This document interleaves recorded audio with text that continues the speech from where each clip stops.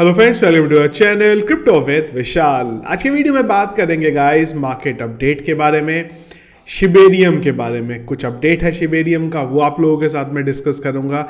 उसके बाद हम लोग बात करने वाले हैं बाइनेंस के बारे में। इंडिया से फिर से कुछ क्रिप्टो करेंसी से निकल के आया है, वो क्या है वो बात करेंगे। और थोड़ा सा डिटेल लेवल में कल नाइट में मैंने एक शॉर्ट वीडियो अपलोड किया था टीथर के बारे में, उसके बारे में एक बार फिर से बात करेंगे।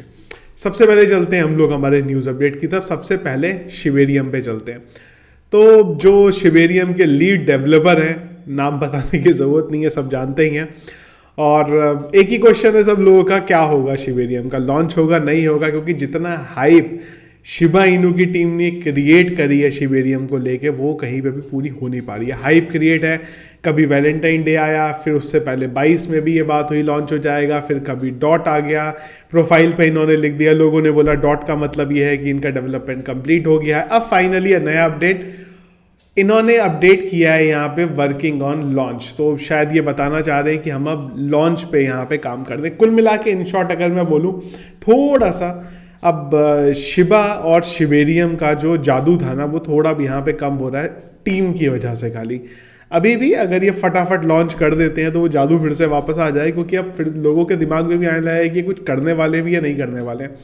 तो मुझे उम्मीद है इस महीने हमें कुछ ना कुछ अपडेट जो है शिबेरियम के बारे में वो देखने को मिल जाएगा, क्योंकि अब थोड़ा सा एग्रेसिव मोड में ये लोग यहाँ पे चल रहे हैं। तो अगला अपडेट कल मैंने ऑलरेडी शेयर किया था आप लोगों को, और बड़ा फट वाली न्यूज़ थी बेसिकली ये, पर इस न्यूज़ का एक्चुअल में कोई भी मतलब नहीं था।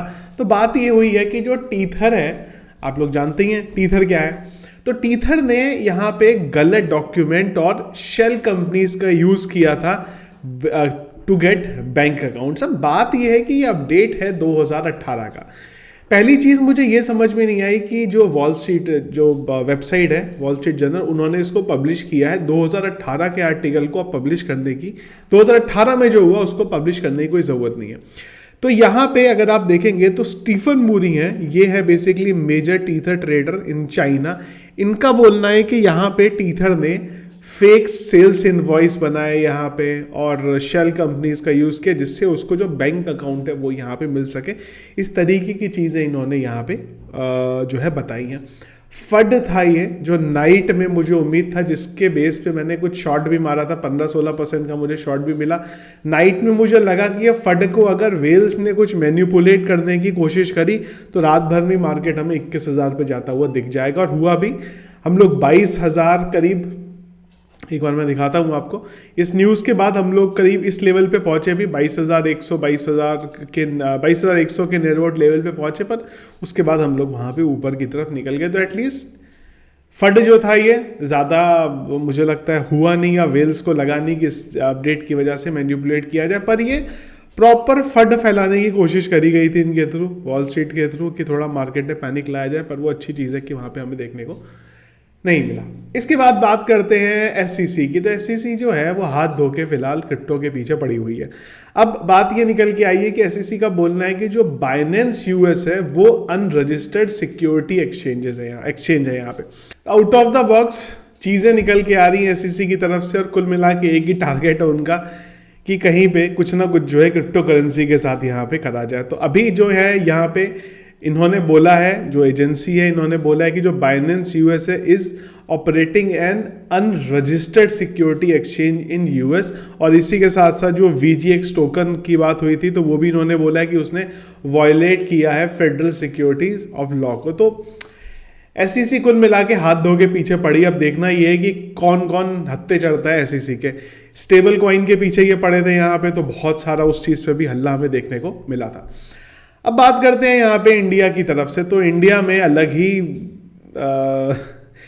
क्या बोलें कि कहानी चल रही है। तो अब सीबीडीसी आरबीआई की जो हेडिंग है, पहले मैं आपको वो दिखा रहा हूँ, उसके बाद हम लोग नीचे अपडेट की तरफ आते हैं। तो हेडिंग के अकॉर्डिंग ये है कि जो सीबीडीसी है वो अल्टरनेटिव है क्रिप्टो करेंसी का, ऐसा हमारे गवर्नमेंट का यहाँ पे मानना है। तो एग्जीक्यूटिव डायरेक्टर है आरबीआई के अजय कुमार जी। तो अजय कुमार जी ने यहाँ पे अभी कल ही CNBC को एक इंटरव्यू दिया। उस इंटरव्यू में उन्होंने ये चीज़ बोली, मैं आपको इंपॉर्टेंट चीज़ बता रहा हूँ खाली जो इन्होंने यहाँ पे बोली है। तो उन्होंने ये बोला है कि जो हम लोग CBDC ला रहे हैं यहाँ पे, डिजिटल फॉर्म ऑफ मनी लेके आ रहे हैं, वो एक ऑल्टरनेटिव होने वाला है क्रिप्टो करेंसी का।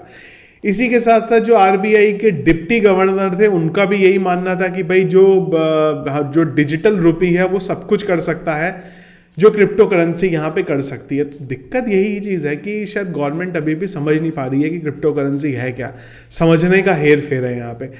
आप डिजिटल मनी जो लेके आ रहे हैं उसको पहली चीज़ तो कंपेयर ही नहीं कर सकते क्रिप्टो करेंसी के साथ, और यहाँ पे कंपैरिजन की बात ही नहीं है। यहाँ पे तो बोल रहे हैं कि हम जो लेके आ रहे हैं वो अल्टरनेटिव है। यहाँ पे तो शायद अभी भी गवर्नमेंट इस चीज़ को समझ ही नहीं पाई है कि क्या क्रिप्टो करेंसी कर रहा है, क्या ब्लॉकचेन यहाँ पे कर रही है। वो एक शायद अपने जोन में है गवर्नमेंट, और उसी के अकॉर्डिंग जो है चीज़ें शायद यहाँ पे सोचो। कुल मिला के आप दो ऐसी चीज़ें जिनका कुछ आपस में कंपैरिजन ही नहीं है, और यहाँ पे कंपैरिजन भी नहीं, यहाँ तो बोला जा रहा है कि ऑल्टरनेटिव। पता नहीं क्या माइंडसेट जो है चल रहा है। फटाफट एक बार कवर करते हैं मार्केट में क्या चल रहा है। तो मार्केट कैप वही है जहाँ पे कल थी। वॉल्यूम में 31% का डाउन देखने को मिला वीकेंड की वजह से। इनफ्लो का डेटा अगर हम लोग बात करें तो करीब 1599 का इनफ्लो का एक डेटा है। फेयर एंड गेन इंडेक्स अभी भी यहाँ पे न्यूट्रल के अंदर 50 में पिछले एक घंटे के सेंटीमेंट है वो भी न्यूट्रल ही दिख रहे हैं। और अगर आप हीट मैप देखें तो BTC 0.18% डाउन और इथीरियम 0.13% डाउन यहाँ पे दिखाई दे रहा है। क्या है बिटकॉइन के चार्ट में अगर आप देखें तो थोड़ा भी बड़ा है एक्चुअली।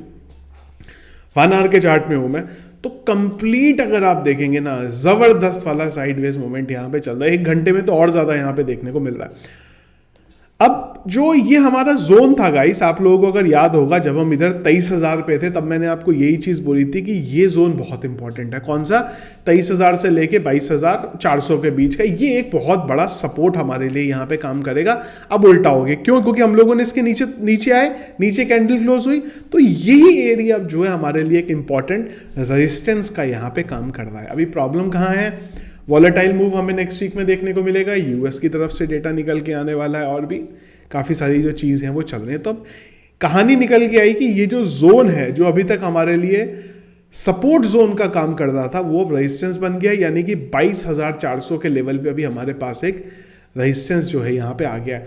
वॉल्यूम वैसे ही देखने को नहीं मिल रहा था, और ऊपर से वीकेंड भी आ गया, तो वॉल्यूम और भी ज़्यादा हमें यहाँ पे देखने को फिलहाल नहीं मिल रहा है। तो अब इंपॉर्टेंट है कि एक बार हम लोग इस एरिया को ब्रेक करें, इसके ऊपर एक कैंडल क्लोज करें, तब जाके हमारा ये एरिया जो है टूटता हुआ हमें दिखाई देगा। वीकेंड पे इस तरीके की चीज़ें जो है थोड़ी सी कम है रहती हैं देखने को।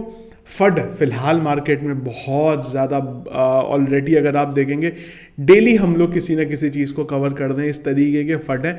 आधी चीज़ें ऐसी हैं जिनका कोई सरपैड नहीं है, पर वो चीज़ें फिलहाल सर्कुलेट करी जा रही है, मार्केट को नीचे लेके आया जा रहा है। ये वाला भी जो गिरा था ना गाइस, ये भी मैंने आपको तब भी बोला था, मुझे नहीं लगता ये रीजन था या अब रीजन थे, पर ये जिस तरीके से गिरा है ना, ये इतना खतरनाक शार्प डंप आने के पीछे कोई रीजन नहीं था। पूरे का पूरा मैन्युपुलेट किया गया था। और अगर आप ऑन चेन डेटा भी देखते हैं तो यही सारी चीज़ें हैं कि इनको बेचा गया है, USDT को अपने पास रखा गया है, और सही टाइम पे वही USDT के अब फिर से क्रिप्टो करेंसी बाई की जाएगी और यहाँ से मार्केट को ऊपर उठाया जाएगा। तो मुझे उम्मीद है कि ये नेक्स्ट वीक में कुछ आपको मूवमेंट जो है बिटकॉइन के में फिर से देखने को ऊपर मिल सकता है। पर इंपॉर्टेंट है कि रेजिस्टेंस बहुत सारे बढ़े हुए, या तो इतना खतरनाक वॉल्यूम आए कि जब करके हम ऊपर चले जाएं, और अगर वॉल्यूम नहीं आता है तो ये रेजिस्टेंस से हमें चीज़ें नीचे आती हुई दिखाई देंगी। दूसरी एक और चीज़ मुझे अब लग रही है यहाँ पे कि दोबारा अगर हम लोगों ने इस 25,000 को ब्रेक किया ना, अगर हम लोग इसके जब नियर अबाउट पहुंचेंगे तो मुझे उम्मीद है इस बार ना हमें वॉल्यूम मिलेगा बड़ी, और इस बार हम लोग इसको ब्रेक करने वाले हैं। क्योंकि